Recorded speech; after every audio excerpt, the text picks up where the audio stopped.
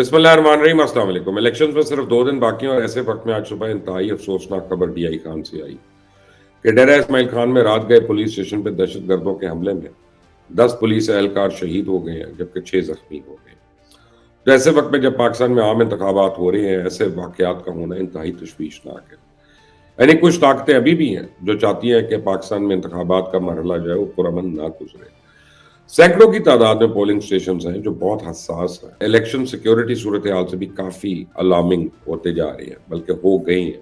سیاست کی بات کریں تو الیکشن کمیشن نے ایک اہم مرحلہ عبور کر لیا، اس کے ساتھ ہی الیکشن کمیشن کے ایک سافٹ ویئر کا بھی انکشاف ہوا ہے۔ یہ سافٹ ویئر کیا ہے اور اس کی مدد سے کیا ہو سکتا ہے، آج اس ویڈیو میں ضرور آپ کو بتاؤں گا۔ اس کے ساتھ ہی عمران خان کو چوتھے کیس میں سزا کی تیاری شروع ہو گئی۔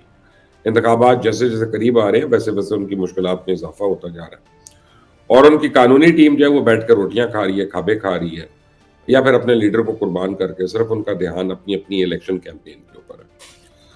تو عمران خان کو کون سے کیس میں سزا ہونے جا رہی ہے، اس پر ابھی تفصیل سے بات کریں گے، لیکن آگے بڑھنے سے پہلے آپ نے اگر ابھی تک اس چینل کو سبسکرائب نہیں کیا تو پلیز کر لیجیے گا، بیل آئیکن کو پریس کرنا مت بھولیے گا۔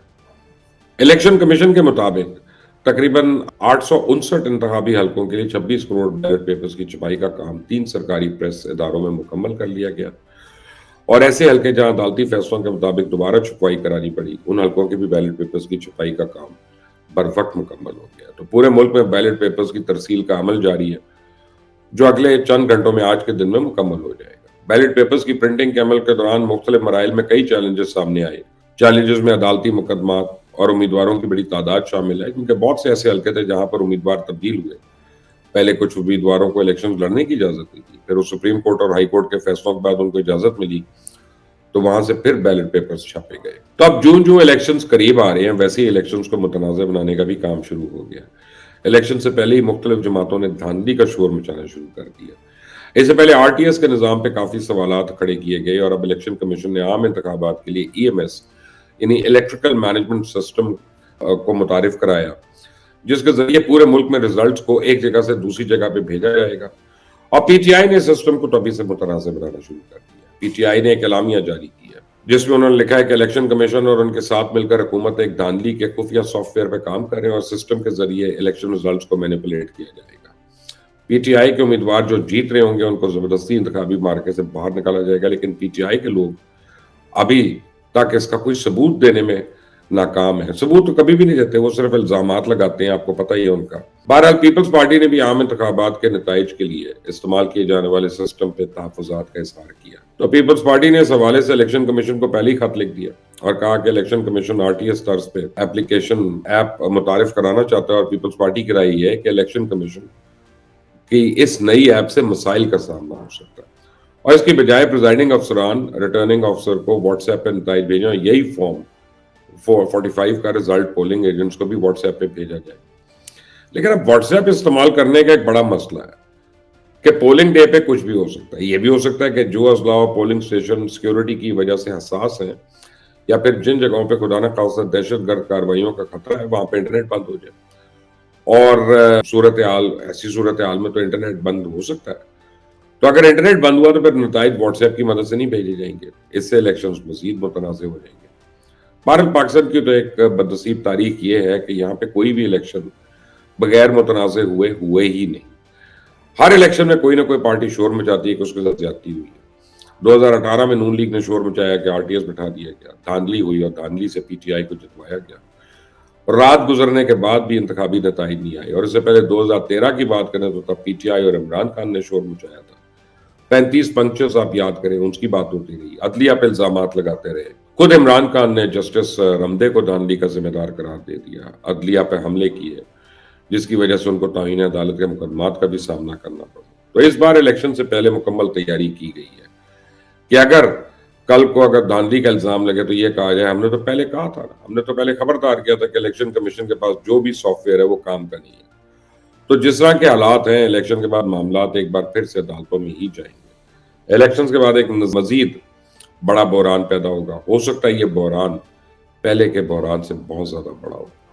تو اس سیاسی صورتحال میں عمران خان کی مشکلات میں کافی اضافہ ہوتا جا رہا ہے، کیونکہ ان کو 3 مقدموں میں تو سزا ہو چکی ہے، اور جو آگے مقدمات تیار ہو رہے ہیں وہ ان سے بہت زیادہ بڑے مقدمات ہیں، اہم بھی ہیں۔ اطلاعات تو یہ ہے کہ عمران خان کے لیے سب سے بڑا خطرہ 9 مئی کے مقدمات اور ان میں باقاعدہ جیل کے اندر ٹرائل شروع ہونے والا ہے، کیونکہ اب یہی ایک بڑا کیس رہ گیا، تو اس کیس کا ٹرائل جو ہے وہ تسلی سے آرام سے چلایا جائے گا۔ محکمہ داخلہ پنجاب نے ثانیہ 9 مئی کی مفصل رپورٹ حکومت کو جمع کروا دی ہے، جسے قوانین کے مطابق اب سرکاری دستاویزات کا باقاعدہ حصہ بنایا گیا۔ رپورٹ کے مطابق 9 مئی کو پی ٹی آئی کے ورکرز نے ریاست پہ حملہ کیا۔ تمام شواہد کے مطابق منصوبہ پہلے سے طے شدہ تھا۔ پی ٹی آئی کی مرکزی قیادت کے کہنے پر ریاستی اداروں پہ حملہ کیا گیا۔ پی ٹی آئی مرکزی قیادت کے ساتھ مقامی قیادت بھی شامل تھی۔ پارٹی قیادت کے فون اور سوشل میڈیا کے ذریعے لوگوں کو اکسایا گیا۔ رپورٹ کے مطابق جناح اس پر حملہ کر کے 1 ارب 50 کروڑ کا نقصان پہنچایا گیا، اور اس رپورٹ میں پی ٹی آئی کی مرکزی قیادت کے بڑے نام جن میں حماد اظہر، یاسمین راشد، اعجاز چودھری، عمر چیمہ، یہ سب شامل ہیں۔ دوسری اہم بات یہ ہے کہ 9 مئی کے ایک مقدمے میں عمران خان اور شیخ رشید کے خلاف صداقت عباسی، باسق قیوم اور عمر تنویر بٹ وعدہ معاف گواہ بن چکے ہیں۔ آج یہ جو وعدہ معاف گواہ ہیں، یہ باقاعدہ بیان دے چکے ہیں کہ 9 مئی کی پلاننگ عمران خان، شیخ رشید وغیرہ نے کی۔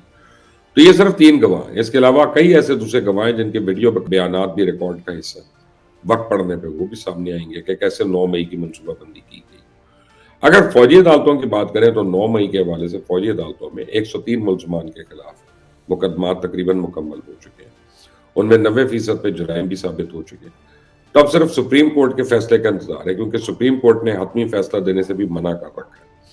جیسی سپریم کورٹ اجازت دے گی، فوجی عدالتوں کے فیصلے جاری کر دیے جائیں گے، اور اس بعد اصل ماسٹر مائنڈ کے گرد گھیرا تنگ ہو جائے گا۔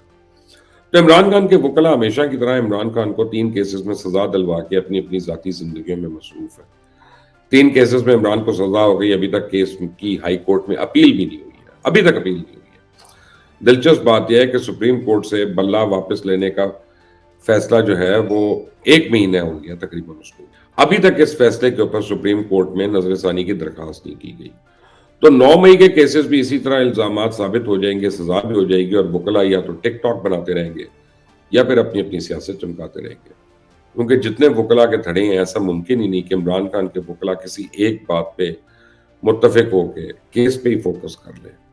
تو عمران خان کے لیے آگے مشکلات ہی مشکلات ہیں، ایسا ممکن نظر ہی نہیں آتا جیسا ان کے وکلاء کا رویہ ہے کہ اگلے چند مہینے وہ جیل سے باہر بھی آ سکیں گے کہ نہیں۔ جتنے کیسز میں سزا ہو چکی ہے، اس میں اگر اپیل میں بھی جایا جائے تو کم از کم 1-1.5 سال تک تو عمران خان جیل سے باہر نہیں آتے۔ اس چینل کو سبسکرائب کریں، بیل آئیکن کو پریس کریں۔ Until the next time، اللہ حافظ۔ آپ نے اگر ابھی تک اس چینل کو سبسکرائب نہیں کیا تو پلیز کریے گا، بیل آئیکن کو پریس کرنا مت بھولیے گا۔